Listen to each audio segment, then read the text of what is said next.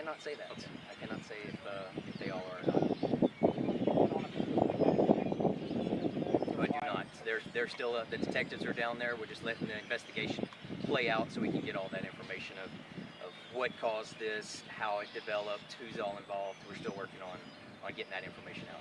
Obviously, your agency prepares and trains for something like this. Can you talk just a little bit more in general about what kind of a response you send to a scene such as this one? Any large scene like this, and I say it's large just because of the building. You have multiple entrances and exits, and we practice that. We talk about which location that officer's going in to make sure we're communicating to other officers.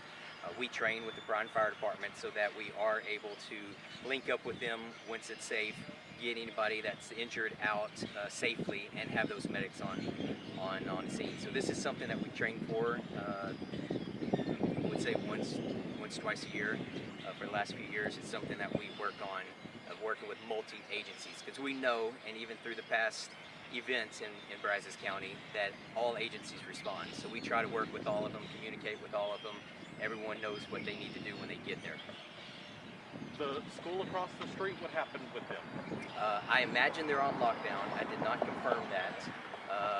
Now that the scene's a little different from what it was earlier today, they might be able to already been released. We're being told students. lockdown has been lifted. Yeah, so it's, I would imagine at the very beginning it was on lockdown just for safety concerns. Anything on what type of weapons the suspect had? No, sir, I do not.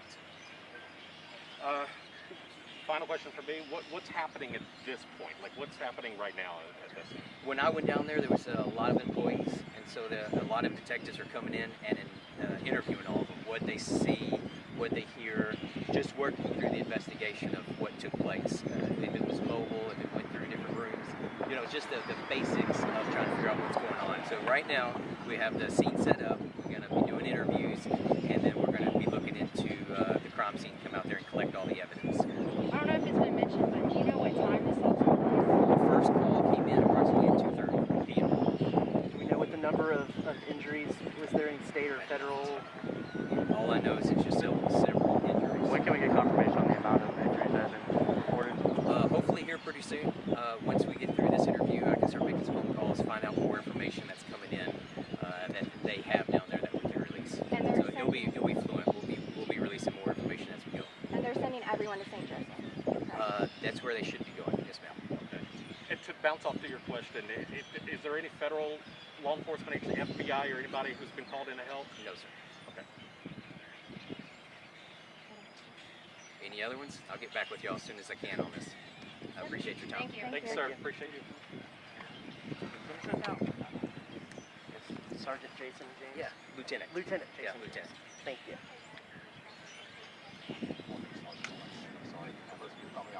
Sorry. All right. Lieutenant. I ordered you some pizza. Oh, yeah. All right.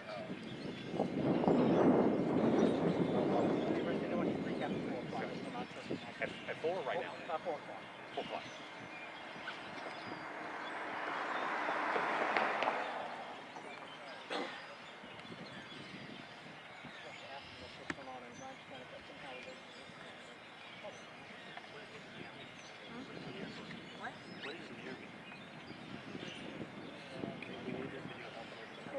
Oh, go to our app.